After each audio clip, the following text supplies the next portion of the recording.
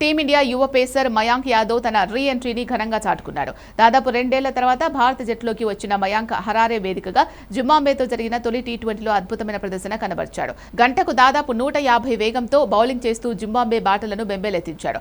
Mayank innings మొదటి బంతికే Zimbabwe star Brian Bennett ను out చేసి భారత్కు అద్భుతమైన ఆరంభాన్నిచ్చాడు.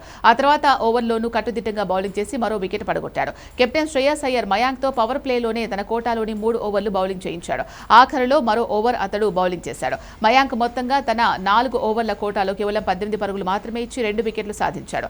ఈ ఢిల్లీ పేసర్ 2024లో భారత్ తరపున అరంగేట్రం చేశాడు. కానీ వరుస గాయాలతో దాదాపు 2 ఏళ్ల పాటు జాతీయ జట్టుకు దూరంగా ఉన్నాడు. అయితే పూర్తి ఫిట్నెస్ సాధించి ఈ ఏడాది ఐపీఎల్ సీజన్లో లక్నో సూపర్ జైంట్స్ తరపున బరిలోకి దిగాడు. అక్కడ పెద్దగా రాణించకపోయినప్పటికీ అతడిపై మరోసారి బీసీసీఐ సెలక్షన్ కమిటీ నమ్మకం ఉంది. హర్షదీప్ సింగ్, బుమ్రాలకు విశ్రాంతి ఇవ్వడంతో జింబాబ్వే టూర్కు మయాంక్ను సెలెక్టర్లు ఎంపిక చేశారు. దీంతో తనకు లభించిన అవకాశాన్ని అతడు 2 చేతులా అందిపుచ్చుకున్నాడు. మ్యాచ్ అనంతరం తన ప్రదర్శనపై సంతోషాన్ని వ్యక్తం చేశాడు. ఇన్నింగ్స్ ఫస్ట్ బాల్కే వికెట్ దక్కడంతో తన ఆత్మవిశ్వాసం రెట్టింపైందని చెప్పాడు.